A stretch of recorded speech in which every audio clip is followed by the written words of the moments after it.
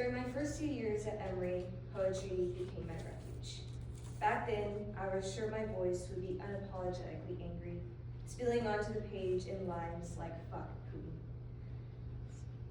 Fueled by my frustration with global politics and the heavy burden of being Russian, poetry forced me to confront what it means to be Russian in a world that often reduces my country to the actions of its leaders, a nation whose violent political landscape and brutal actions I cannot ignore, yet cannot fully distinguish from my own identity.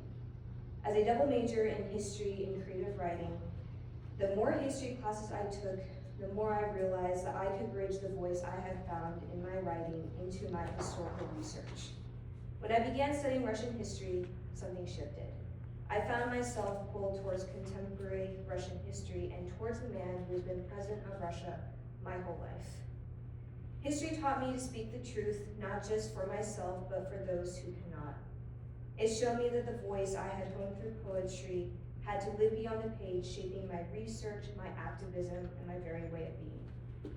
That same approach fueled my research, pushing me to grapple with questions that scholars in my field still have left. After 600 pages of Philip Short's exhaustive biography on Putin, he still circles back to the same core dilemmas. Did it have to be this way? Was Russia's turn towards authoritarianism inevitable? Were its relations with the West destined to collapse into hostility, or could a different path have been taken? These are enormous questions, and I can only scratch the surface in attempting to answer them. In my thesis, I analyzed Russia's transformation during Putin's first 2 terms, which I argue served as an illiberal democracy. Medvedev's presidency briefly gave the hope West that Russia could become democratic, but the tan democracy with Putin quickly shattered that illusion. Putin's 3rd-term election and the subsequent violent repression provide a glimpse into how authoritarian regimes take root. While my research doesn't claim to answer these questions fully, it's an attempt to unpack the complex dynamics behind Russia's political shift. As I reflect on these issues, it fills me with frustration, sadness, and anger to see how little has changed and how little has been learned. Take my epilogue, for example.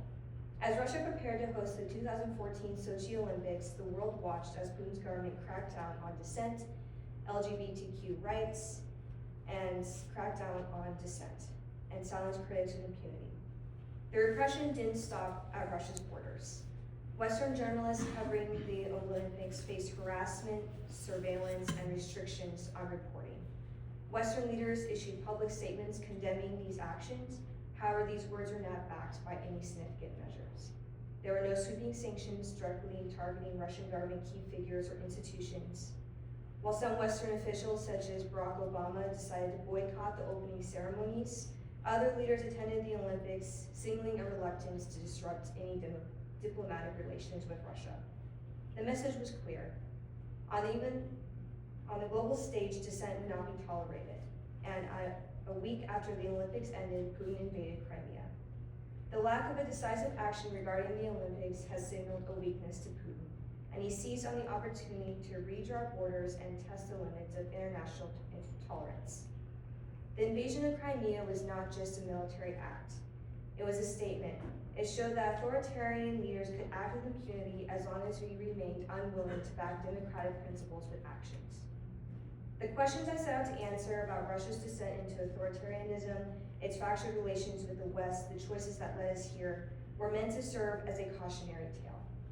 But I'm afraid my thesis is no longer a warning or a lesson to be learned. It is becoming near, reflecting the reality we are already living.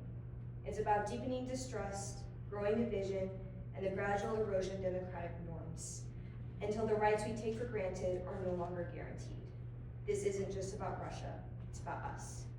It's about journalists' silence and whistleblowers jailed. It's about leaders dodging accountability and protests met with batons. My thesis is not here to offer comfort because hope alone won't save us.